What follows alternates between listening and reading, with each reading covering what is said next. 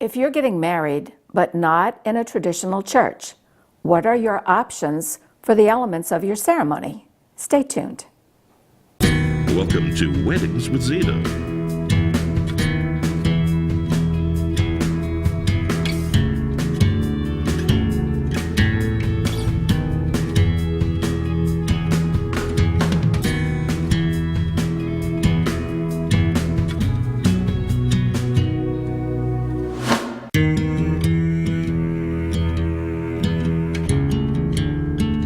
Here's your host and producer, Zita Christian. Hi everyone, welcome to the first in a series of solo episodes. I've had a lot of couples who have spoken with me when they're thinking about getting married, planning a wedding, and one of the questions that always comes up is, what can I include in the ceremony? We don't want to get married in a church, so what kind of a ceremony can we have? And it occurred to me that that would be a good topic to share with you today. Now, I want to tell you before I start showing you the screens that have the ceremony elements on them, that the example that I'm using today is for a heterosexual wedding. Certainly changes would be made for same-sex weddings where there are two brides, two grooms. But for ease of explaining everything, I will be referring today to a wedding that involves a bride and a groom. So with that, I'm going to jump right in and pull up screen number 1, which talks about the first thing you need to think about in a ceremony, and that has to do with your housekeeping. When I'm officiating a wedding, I gather in front of all the guests and I give what I call a housekeeping announcement. And the housekeeping announcement is all about, well, the obvious one that you need to turn off your cell phones. And then there is the next one that really is up to the bride and the groom, and that is, what are their thoughts about cameras? Because some couples will say it's okay to take photos as long as you do it from your seat, and other couples will say, I don't want anybody taking any photos at all, so please tell the guests to put down their cameras. And then, every now and then there's the other extreme of saying, here's #mywedding, and, get it all out immediately.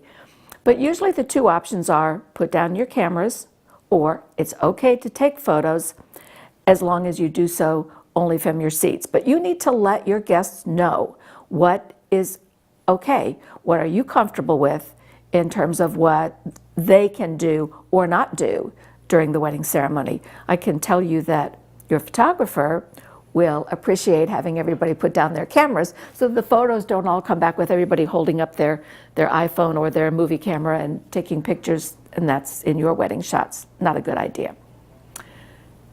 I will just tell you a little aside. One of the other things to think about is car alarms. And I tell you this from personal experience. Shortly after I got the car that I'm driving now, very shortly, like within a couple weeks, I was doing a wedding. And I, for reasons I don't need to go into, needed to keep the keys for the car on my person. And as the ceremony was starting, processional comes in, everybody is getting in place, and I moved in kind of an awkward way to get something off a little table. And all of a sudden there's a car alarm. I thought, surely somebody in the guests is going to realize, oh, that's my car, I better go shut off the alarm.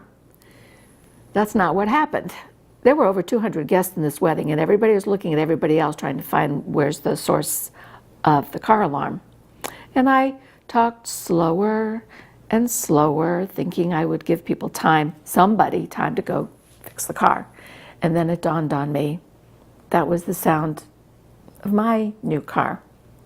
So I reached into my clothing, retrieved the keys, and immediately shut off the alarm. Fortunately, this was a fun-loving group, and they laughed, but I never forgot that, and so now I'm always very careful to make sure that my car keys are not in a place where they might get jostled and accidentally turn on the car alarm. I don't think that's something you need to worry about, but you might want to keep it in mind. All right, let's look at the next screen. This is the other thing you need to think about in terms of your wedding ceremony. And this is all about the processional. Now, in the processional, you could have the groom who is entering alone, or with his parents, or he might be entering and followed by all of his best man and his groomsmen. You could have, then you have the bridesmaids and the groomsmen, and sometimes they come in singly, sometimes they come in pairs. If you have a flower girl and or a ring bearer, they usually come in just before the bride. And it's really important to remember that if you have a flower girl and a ring bearer, you want to be sure to make arrangements for them to sit with a family member once they enter into the ceremony space, because they're just too little to be standing up there for an entire ceremony. So getting everybody in place is important. And one of the things you'll find when you have a wedding rehearsal, one of the things that's important is just going through, where is everybody going to stand? It just sounds so simple, but if you don't go through it once, it can get confusing, especially if you have a large bridal party. Next thing to think about, the entrance of the bride. So for the entrance of the bride, sometimes, in fact, most of the times, most traditionally, she enters with her father. And when that's the case, she holds on to his left arm. And I always tell my brides, hold on to the man's bicep, give you a lot more support. But she may enter with her mother. She may enter with both of her parents. She may walk in with her children. And as I've had happen in a couple wedding ceremonies, she enters alone. There's no one right way. There's no rule that you have to follow. You just need to remember that it's a very important moment when the bride walks down the aisle. It's important for her, it's important for the groom, it's important for everybody. Now, the next thing is what I like to call the statement of support. I don't like the old way that it was called the handoff. I'm a card-carrying feminist, and I don't like that idea of the bride as chattel. This is instead a statement of support. So the bride walks in, let's assume with her dad. They stop at the top of the aisle. I walk forward with the groom, and the four of us are standing there. I have the dad give his daughter a kiss on the cheek or a hug, and then shake the groom's hand. And then the dad takes the bride's hand and puts it into the hand of the groom. And while we're all standing there, I say, in the spirit of love and trust, who supports the union of this man and this woman? And then all of the guests, because I clue them ahead of time, and I certainly tell all the members of the wedding party at the rehearsal to say nice and loud, we do. And that does a couple of things. It sets the tone for a ceremony where all of the guests are involved. They know that they are participating, that they have a role in this ceremony. So that little statement of support is a nice way to begin the ceremony itself. Then I have the bride and groom come up, they get into the ceremony space. I have them face each other. I don't want them facing me, I want them facing each other. Sometimes couples will tell me that they're nervous, really nervous. And some people are painfully shy. What I have them do when that's the case is, while they're facing each other, angle just a skosh towards me. It's just enough that that shoulder creates that feeling that they have just that little bit of a boundary, and it makes them feel comfortable. And usually what happens is, as the ceremony goes on, they get more and more comfortable, and everything is fine. But when they're facing each other, the parents, the other guests, get to see their faces. They won't see their faces if the couple is towards me. So the next thing is to actually welcome all of the guests. And this is what I call simply the celebrants' welcome. And the reason I think that it's important to actually have a statement that welcomes the guests is you want to acknowledge them. And I usually begin by saying, some of you have traveled for miles and some have traveled for years. So with that statement, depending on who the guests are, I might add something about, there might be couples there who have been married for 25 years or 50 years. There might be newlyweds in the group. There might be couples who have just gotten engaged. Acknowledging just one or two examples lets the guests know that the couple chose them with specific information in mind. They're there for a special reason. All of those who are there are important to the couple, and they're part of the memories that are being made that day. The fact that they are present is going to shape the memories that are being made. Sometimes I share a poem that was written by the Native American writer Sun Bear, and in the poem he talks about creating sacred space. Like when people get together for a ceremony, they are creating sacred space, and that everything outside of that space shrivels in importance. He talks about how time takes on a different dimension, and if you've been to a wedding, especially if it's someone you know well, you know that's true. Suddenly everything outside blurs, and you're looking at the couple, you're thinking about them, you're thinking about their future. If you know them well, you're thinking about their past, you're thinking about the relationships that you've had with them. So all of that plays into a very simple and can be very short welcome to all the guests. They're there for a reason. Now, the next thing, not every couple includes this, but when they want to, this is the place to include the moment of remembrance. And I begin this section by saying, I've heard it said that a person ceases to exist only when he or she has been forgotten. And so it is with great joy that we now remember. And then what follows is really up to the couple. Sometimes they want to do a generic statement that they just want to remember all of the loved ones they have who are no longer with us. Sometimes they want to mention the names of those people who have died and are not with us. And sometimes they want to go a little further, mention the name and tell a little bit of a story, some little remembrance about that person. I often find that that is the case when it's a parent who has died or a grandparent. The reason that you want to include a remembrance moment at the beginning of the ceremony, if you're including it at all, is so that that energy is acknowledged, and then it is set aside comfortably because the rest of the ceremony is very joyous. Next thing is what I call the family blessing. So I think of a wedding ceremony as something that is large in shape. It's like casting a wide net. You acknowledge all the guests, then you're acknowledging the parents, then later you're getting down to very specific people and then to the couple. But this part, this family blessing, this is a ritual I created, adapted by some of my friends created, and it's the idea of having two family trees, representatives from the two families that are being united in this wedding, having them be part of the ceremony itself. So I begin this section by talking about home is where your story begins. In the preparation for this ceremony, I talk to the couple. I ask a lot of questions, and one of the questions I ask is, how were you influenced by your parents and grandparents?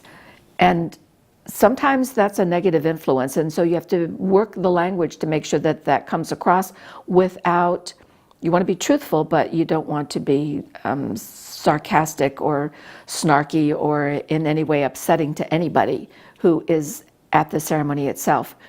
So what I talk about is, what are some positive things that you've learned from your parents or your grandparents? And then I'll have either both moms, both dads, a mom, a dad. Sometimes I've had grandparents, sometimes I've had grown children. Somebody comes up, one or two people to represent each side of the family. I usually have a little table set aside, 2 glasses. Sometimes they're wine glasses, sometimes they're juice glasses. I did one ceremony with 2 coffee cups, and we did a coffee ritual later in the ceremony. But the idea is to have 2 glasses, one for each side of the family. Someone from the family pours beverage, let's say it's wine, into one of the wine glasses. Let's say it's 2 moms. So the mom of the groom pours wine into one glass. And then the idea for this ritual is that the family is welcoming the new person into the family. So the mom of the groom pours the wine, and then she walks over and she gives the glass to the bride. And then the mom of the bride pours wine into the other glass, and she walks over and gives that glass to the groom. Now, just prior to this, I have the groom move over, stand next to the bride. As with all of the weddings, you want the bride's movement to be at a minimum for the sake of the dress. So that's just, something to keep in mind. When the couple is standing there holding the two glasses, and the moms and dads or grandparents or grown children, whatever it is, I talk about the fact that if it were not for ancestors, if it weren't for the courage and the dreams of someone's ancestors, this couple wouldn't be standing here today. So I have them take one sip to honor the past and all of those who came before them. So they have one little sip. And then I say that if not for the courage and the dreams of their parents, they wouldn't be standing here today. So I have them drink one more time to acknowledge the present and their willingness to leave part of that past behind. And then I have them take the third sip, and that's because I tell them that obviously they have the courage to stand there to make their own dreams come true. So to take that one last sip to celebrate the future that they've come to create today. And so they take that third sip. And then they give the glasses back to the parents. The parents place them on the little table, and the parents have a seat. But this little ritual provides that opportunity for a physical representation of the families that they are joining. And there is a physical act that is showing that they approve of this union of their children. Just remember that a ritual, from my perspective, a ritual is a visible act performed with invisible intent. So the idea of pouring a beverage into the glasses, giving it to the new person coming into the family, and having them drink to absorb the energy that is in the wishes from the parents and the grandparents and the ancestors. That's a ritual that I call the family blessing.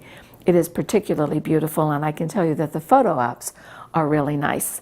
Sometimes, depending if the parents are comfortable, I will have one parent read a little bit of wedding wisdom, a little bit of advice that they want to give to the couple, and then pour the beverage. And if it's both parents, like two moms, two dads, I'll have maybe the mom reads a little bit of wedding wisdom, dad pours the wine, or vice versa. But it gives them that opportunity to share some wisdom that they want to give to this young couple.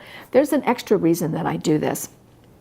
At the very beginning at the cold open, I talked about how couples who are not getting married in a traditional church, they are looking for the elements of a ceremony that will make the ceremony personal and meaningful. The challenge sometimes is that the parents or the grandparents really want the couple to have a church wedding. So what I do is use this opportunity to let the parents and the grandparents know that the advice that they shared, the wisdom that they gave, all the ethics, everything that they taught that couple growing up, that they listened, the couple listened, because part of this whole ritual is what did you learn from your parents and your grandparents. And that lets the parents and grandparents feel much more comfortable about the fact that this is a non-traditional wedding. All right, let's go to the next one. This is what I call a gifting ritual. And in this little ritual, which some couples include, a lot of couples don't, but I created a whole bunch of different rituals that give an opportunity for the guests to be involved. And I'm going to go over a whole bunch of these kind of rituals in another episode of Weddings with Zita. But for today, let me just tell you that sometimes there will be 4 guests, 5 guests, 6 or 7 guests, and I work with them ahead of time, and the ritual might involve the fact that they are bringing up little jars of dried herbs to say, I'm gifting you courage, the gift of basil, or I'm giving you serenity, the gift of lavender, any number of things. The idea is working with the magical properties of herbs or wood, or butterflies, or crystals, or dragons, or any number of things. So do watch for another episode of Weddings with Zita, and I'm going to go over a whole bunch of those kind of rituals. The next one is a very simple little ritual, and again, not everybody includes it. It's a little ritual I created called the wedding wish jar. And in the wedding wish jar, very simple idea, just imagine a little ceramic little container, little jar with a cork lid, and I give, if it's an elopement, I give a little crystal heart to the bride and the groom. If it's a wedding with a wedding party, I give the little crystal heart to the best man, maid of honor. And the idea here is that the bride holds the little jar while her maid of honor makes a wish, out loud or silently, drops the little heart in the jar. And then the groom holds the jar, the best man holds the little heart, makes a wish, out loud or silently, and drops it in the jar. And then I say to the couple, on every anniversary, add a stone, a dried flower, a shell, an acorn, a piece of sea glass, and then celebrate the day that you need a bigger jar. This simple little ritual doesn't take a minute and a half. And it's a sweet and meaningful little ritual that adds a little memento of the ceremony afterwards. Now, the love story. And that's what those of us who are celebrants are known for. Celebrant, a very specialized kind of wedding officiant. I write the couple's love story, and it becomes the heart of the ceremony. And as part of the introduction to the love story, I often use this quote from the poet Rumi, who said, "The minute I heard my first love story, I started looking for you, not knowing how blind that was." Lovers don't finally meet somewhere, they're in each other all along. And that winds up being the entryway into the love story of the couple. That's what makes the ceremonies that I create and other celebrants I've trained with so personal. It's not simply a matter of she liked him because of these qualities, he liked her because of those qualities. I'm talking a story. I'm talking a beginning, a middle, and end, and I'm talking conflict. I'm talking, oh no, what if that happened? Or what about that surprise? Or what if this went wrong? You need some drama in it. You need to offer opportunities for people to laugh. It makes the ceremony truly personal. That's the love story. And I'm going to do a whole nother show about love stories too. And I have some beautiful examples my couples have shared with me. So now let's look at the next one. This is about the vows. Now, this is the first of two legal things that are required in a ceremony, and there are only two legal things. Everything else we've talked about so far is up to the creativity of the celebrant, the officiant, and the couple for what they want in the ceremony. But one of the two things you have to have legally is an exchange of vows. It can be done in many different ways. And I usually begin by saying, well, most of my couples have been living together for a number of years. So I enter this part of the ceremony by saying, there is power in the spoken word, and the ones you are about to say will take you across a threshold, and some things will never be the same again. Because after today and forevermore, you will say to the world, this is my husband, and you will say, this is my wife. Now, sometimes I include the names of the two parties in this to make it deeply personal. And when there are vows, I always enter into this part of the ceremony with traditional vows because people recognize them and because the ceremonies I create are unusual, and I want to be sure that people understand, yes, this is a wedding, I'm at the part here where I understand. And then the beauty of personal vows is because they come from that secret place deep in the heart. Some couples want personal vows and some don't. The traditional vows is the beautiful entree and serves its own legal purpose and beautiful purpose whether or not there are personal vows. But if you do include personal vows, here's a little hint. Please keep it to about 8 lines. And you want to be sure that either if you check with each other before the ceremony, you want to be sure that your tone is similar and that your length is similar. I invite couples to email their vows to me. I print them out on cardstock, tuck them in my ceremony book. They don't have to memorize anything, and I can just take it out and hand it to them during that part of the ceremony just to make everything easier. And plus, that way, I know ahead of time, oh my gosh, your vows are this long and your vows are on a Post-it note. We need to make some kind of compromise here. Yours are very serious, yours are flippant and funny. We need to find a middle ground here so that it's appropriate for the ceremony. So that's about the vows. Oh, and I should tell you right now, if you're watching this and you're saying, oh my gosh, this is really a good show, and I know somebody who's getting married and I think they would really appreciate listening to this, just have them go to youtube.com/Zita TV Network. And you'll find several different shows, including all the wedding shows. So now let's look at rings, the exchange of rings. That's the next thing. And in the exchange of rings, I just mentioned to the couple that for a wedding, the whole idea of wearing rings says to the person who is wearing the ring, oh, here we are. Oh, there we go. I'm sorry. That's my fault there. There's the URL for youtube.com, Zita TV Network. And that's where you want to go if you want to tell somebody watch the show again. That's very helpful. Thank you. Thanks for posting that. So now I want to go to that little screen about the rings. Not all couples exchange rings. And sometimes the bride will be wearing a ring and the groom won't. Sometimes couples get rings tattooed on their hands. Sometimes for work situations, they're not wearing rings. But it's important that there's an introduction.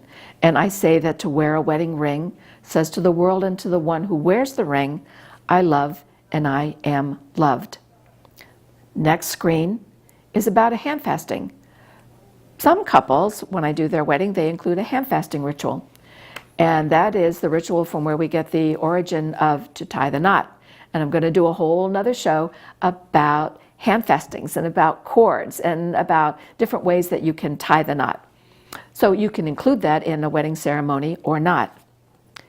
Next thing that we need to include is, where are we here? The declaration of marriage. Okay, this is the second of the two legal things, the vows, which the couple states, and the declaration of marriage. That's something that the officiant states. And that's when I say, it is with great joy that I now pronounce you husband and wife. Next after that is that beautiful first kiss. And in that beautiful first kiss, that's that moment where I tell the couple, pause, just take in the moment, realize that you're married, and then it's important, and we'll do that last screen, where I have the bride turn to her maid of honor, retrieve her bouquet, and then I tell her, take your husband's arm, because at that point he's your husband, and then I introduce them just by saying, ladies and gentlemen, the newlyweds. And then the music cues for the recessional, and then the couple walks down the aisle, and I always tell them, have 2 more kisses as you walk down the aisle. 1 big kiss when they were declared, 2 more walking down the aisle. The magic of that number 3 is great, and you can never have too many kisses. And if you've told people to turn off their cameras at the beginning, I always tell them, take those photos at the end. They want that picture of that romantic kiss. Now that's a quick and very brief overview of the elements of a ceremony. I hope this was helpful. And please join me again. We're going to be doing another couple of episodes like this, solo episodes, where I'm going to share information with you about weddings. So thank you very much. And I love to close this episode with a reminder. And that is that happiness in a marriage is co-created. Just remember to do your part. And join me again next time. Thank you. Are you planning a wedding or renewing your vows? Let today's leading wedding vendors inspire and guide you. To learn about upcoming guests and join the discussion, like us on Facebook, Zita TV. Weddings with Zita is a program of Moon River Rituals. For more information, visit zitatv.com.